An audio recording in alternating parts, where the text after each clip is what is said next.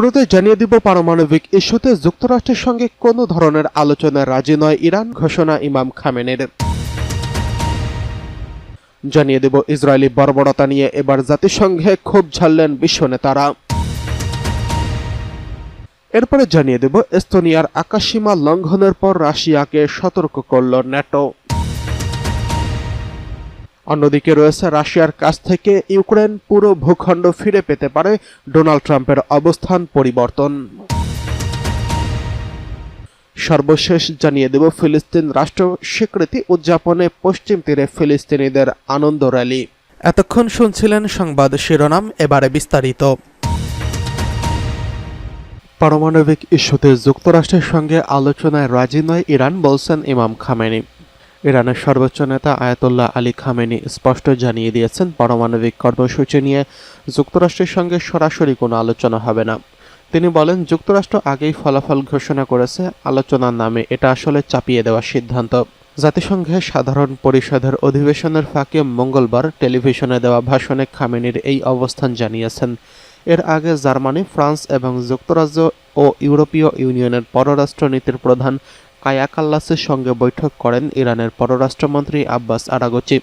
আলোচনার মূল বিষয় ছিল আসন্ন জাতিসংঘের নিষেধাজ্ঞা পুনর্বহাল। ইউরোপীয় দেশগুলো বলেছে, তেহরান তার পারমাণবিক নীতিতে সীমিত না করলে, আন্তর্জাতিক পরিদর্শকদের প্রবেশাধিকার না দিলে তারা নিষেধাজ্ঞা স্থগিত রাখবে না। জাতিসংঘের পরমাণু সংস্থা IAEA জানিয়েছে, ইরান অনুমোদিত সীমার চেয়ে 40 গুণ বেশি ইউরেনিয়াম মজুত করেছে। 2015 সালে পরমাণু চুক্তি অনুযায়ী ইরান কিছু সীমাবদ্ধতার বিনিময়ে নিষেধাজ্ঞা থেকে ছাড় পেয়েছিল, কিন্তু যুক্তরাষ্ট্রের সাবেক প্রেসিডেন্ট ডোনাল্ড ট্রাম্প 2018 সালে একতরফাভাবে চুক্তি থেকে সরে গিয়ে কঠোর নিষেধাজ্ঞা আরোপ করেন। পরবর্তীতে বাইডেন প্রশাসনও একই নীতি চালু রাখেন। খামেনি জানিয়েছেন, ইরান পারমাণবিক অস্ত্র বানাতে চায় না, তবে শান্তিপূর্ণ পারমাণবিক শক্তি ব্যবহারের অধিকার থেকে সরে আসবে না। তিনি যুক্তরাষ্ট্রকে বিশ্বের 1 নম্বর সন্ত্রাসী পৃষ্ঠপোষক বলে ঘোষণা করেন। এদিকে আলোচনায় অগ্রগতি না হলে শনিবার থেকে নিষেধাজ্ঞা স্বয়ংক্রিয়ভাবে কার্যকর হবে।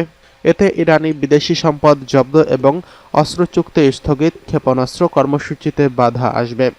ইরানি সংসদের কট্টরপন্থী সদস্যরা ইতিমধ্যে পারমাণবিক বোমা তৈরির দাবি তুলেছেন, তবে কিছুটা আশার কথাও শোনা যাচ্ছে।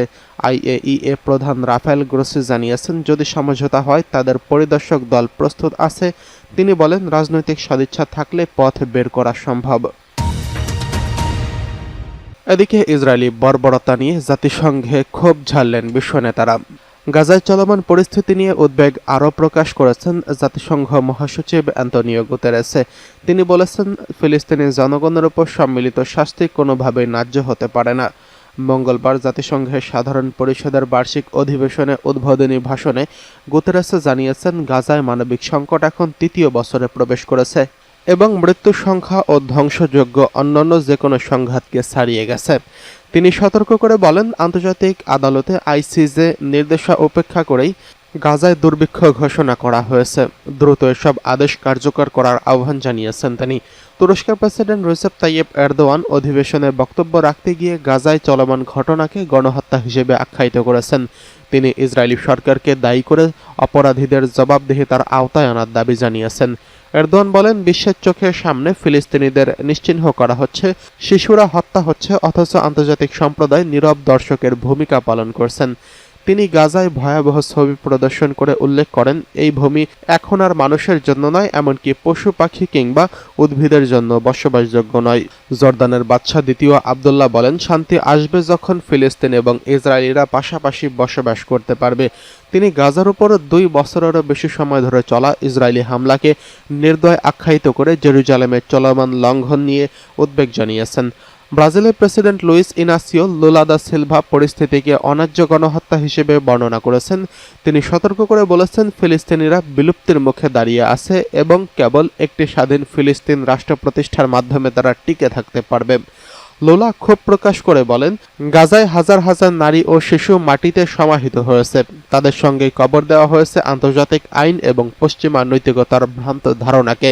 তিনি অভিযোগ করেন, ক্ষুধাকে অস্ত্র হিসেবে ব্যবহার করা হচ্ছে এবং বাস্তুচ্যুতির প্রক্রিয়া অব্যাহত রয়েছে। এদিকে এস্তোনিয়ার আকাশসীমা লঙ্ঘন করার পর রাশিয়াকে সতর্ক করল ন্যাটো। এস্তোনিয়ার আকাশসীমা লঙ্ঘনের পর রাশিয়াকে সতর্ক করেছে পশ্চিমা সামরিক জোট ন্যাটো। স্থানীয় সময় মঙ্গলবার মহাসচিব মার্ক রুটে এই সতর্ক বার্তা দিয়েছেন।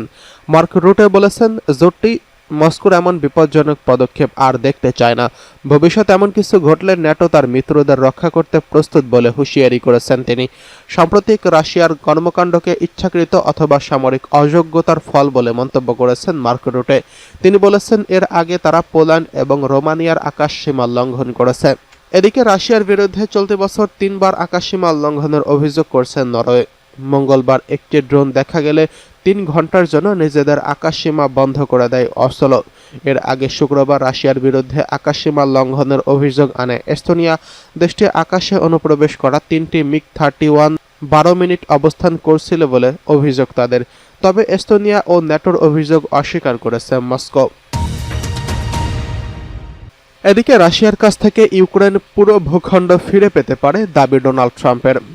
ইউক্রেন যুদ্ধ নিয়ে মার্কিন প্রেসিডেন্ট ডোনাল্ড ট্রাম্পের অবস্থান নাটকীয় পরিবর্তন এসেছে। জাতিসংঘ ভাষণে জেলেনস্কির সঙ্গে বৈঠক শেষে বলেছেন, ইউক্রেন চাইলে রাশিয়ার কাছ থেকে তার মূল ভূখণ্ড ফিরে পেতে পারে। বুধবার 24শে সেপ্টেম্বর এক প্রতিবেদনে এই তথ্য জানিয়েছে ব্রিটিশ সংবাদ মাধ্যম বিবিসি। প্রতিবেদনে সংবাদ মাধ্যমটি বলছে, ইউক্রেন চাইলে তার মূল ভূখণ্ড ফিরে পেতে পারে। মার্কিন প্রেসিডেন্ট ডোনাল্ড ট্রাম্প এমন মন্তব্য করেছেন, আর এটি রাশিয়ার সঙ্গে যুদ্ধের বিষয়ে তার অবস্থানে বড় পরিবর্তনের ইঙ্গিত হিসেবে দেখা হচ্ছে। নিজের সোশ্যাল মিডিয়া প্ল্যাটফর্ম ট্রুথ সোশ্যালে মঙ্গলবার তিনি লিখেছেন, ইউরোপ ও ন্যাটোর সহায়তায় ইউক্রেন যেখান থেকে যুদ্ধ শুরু হয়েছিল সেখানকার মূল সীমান্ত থেকে ফিরে পেতে পারে, কারণ রাশিয়ার অর্থনীতি চাপে রয়েছে। জাতিসংঘ সাধারণ পরিষদের ভাষণ দেওয়ার পর নিউ ইয়র্কে ইউক্রেনীয় প্রেসিডেন্ট ভ্লাদিমির জেলেনস্কির সঙ্গে বৈঠকের পরই ট্রাম্প এই মন্তব্য করেন। মূলত ট্রাম্প সবসময় যুদ্ধ শেষ করার আগ্রহ প্রকাশ করেছেন, তবে আগে তিনি সতর্ক করেছিলেন যে এর জন্য ইউক্রেনকে হয়তো কিছু ভূখণ্ড ছাড়তে হবে। তবে জেলেনস্কি বরাবরই এ প্রস্তাব প্রত্যাখ্যান করেছেন। এদিকে ফিলিস্তিন রাষ্ট্রের স্বীকৃতি উদযাপনে পশ্চিম তীরে ফিলিস্তিনিদের আনন্দ র্যালি। ফিলিস্তিন রাষ্ট্রের স্বীকৃতি উদযাপনে পশ্চিম তীরে ফিলিস্তিনিদের আনন্দ র্যালি। যুক্তরাজ্য সহ ডজন খানেক পশ্চিমা দেশগুলোর পক্ষ থেকে ফিলিস্তিন রাষ্ট্রকে স্বীকৃতি দেওয়ার ঢেউয়ে উল্লাসে মেতে উঠেছেন পশ্চিম তীরের ফিলিস্তিনিরা। মঙ্গলবার রামাল্লা এবং তুল কারেম সহ বিভিন্ন শহরে হাজারো মানুষ পতাকা হাতে রাস্তায় নেমে আনন্দ মিছিল করেন। এক প্রতিবেদনে এই তথ্য জানিয়েছে টাইমস অফ ইন্ডিয়া। রামাল্লার কেন্দ্রীয় স্কোয়ারে জাতীয়তাবাদী স্লোগানে মুখর হয়ে ওঠে পরিবেশ। সেখানে শতাধিক মানুষ ফিলিস্তিন এবং ইউরোপীয় দেশগুলোর পতাকা হাতে সমবেত হন। অনেকের হাতে ছিল স্টপ দ্য জেনোসাইড লেখা পোস্টার এবং ফিলিস্তিনি অথরিটির প্রেসিডেন্ট মাহমুদ আব্বাসের ছবি। আব্বাসের রাজনৈতিক দল ফাতাহ এবং ফিলিস্তিনি কর্তৃপক্ষের শীর্ষ নেতারা এই সময় উপস্থিত হয়ে হাত মেলান এবং শুভেচ্ছা বিনিময় করেন। ফাতাহের কেন্দ্রীয় কমিটির মহাসচিব জিব্রিল রৌজব এএফপিকে বলেন, এই স্বীকৃতি একটি প্রক্রিয়ার প্রথম ধাপ। আমরা আশা করি এটি অব্যাহত থাকবে। এটি আমাদের জনগণের শতবর্ষের প্রতিরোধ এবং দৃঢ়তার ফল। তিনি আরও জানিয়েছেন, জাতিসংঘের সাধারণ পরিষদের অধিবেশনের আগে দেওয়া এক বক্তব্য শুনে তিনি গভীরভাবে অনুপ্রাণিত হয়েছেন। ফাতাহ সদস্য 39 বছর বয়সী মাইসুন মাহমুদ বলেন, আজ আমরা এসেছি ফিলিস্তিনকে স্বীকৃতি দেওয়া দেশগুলোকে ধন্যবাদ জানাতে, একই সঙ্গে যুদ্ধ বন্ধ করতে তাদের আরও সক্রিয় সমর্থনের আহ্বান জানাতে।